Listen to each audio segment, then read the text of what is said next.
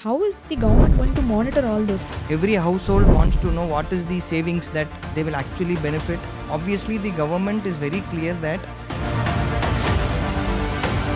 So first, let us understand actually what is the current state of this particular provision.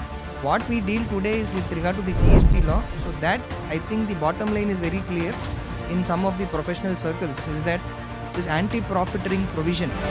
Hello and welcome to GST Dialogues.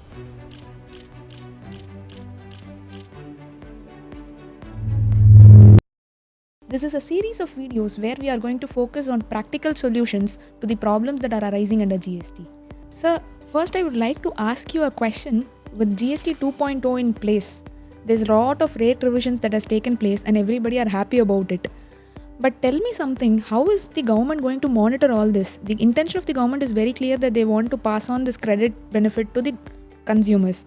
But without a mechanism, how do you think this is going to be monitored by the government? So I think this entire rate rationalization effort is something which everybody is excited about.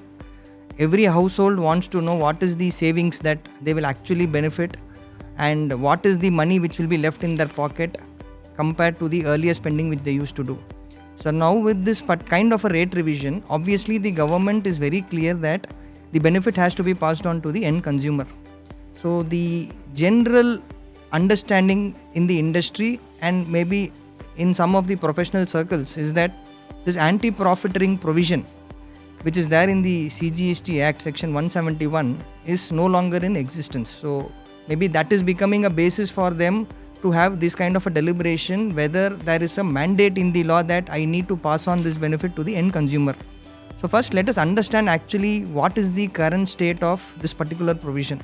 So if you look at section 171 subsection 1, it clearly provides that if a registered person is benefiting with regard to a reduction in the rate of output tax or an increase in the quantum of input tax credit, that same has to be passed on to the customer. So that provision is effective even as we speak today. The other provision, which is subsection 2, is dealing with the appointment of an authority who is going to handle this anti-profiteering matters.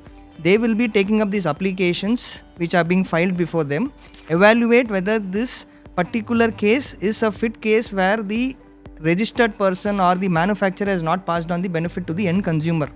Basis that the proceedings would be concluded and there are penal provisions and the contributions to be done to the respective funds of the center and the state. It is only by a notification of September 24 that the applications which can be made under subsection 2 of section 171 have been provided with a sunset clause of 31st March of 2025. Effectively from 1st April 2025, no applications can be filed under 171 subsection 2.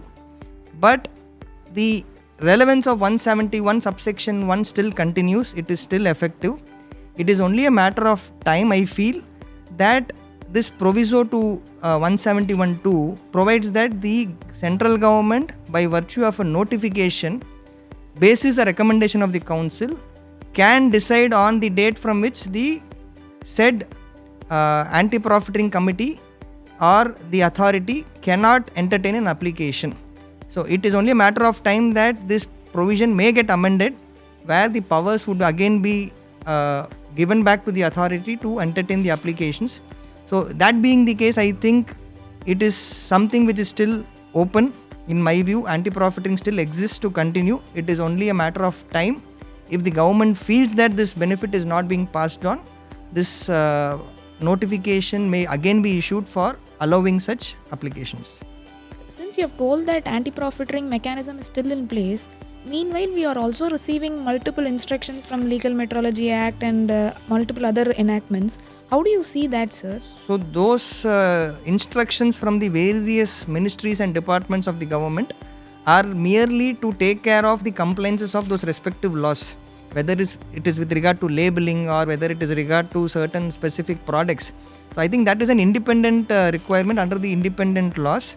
What we deal today is with regard to the GST law. So that, I think the bottom line is very clear. Benefit of GST has to be passed on when this entire rate rationalization effort has been put by the government.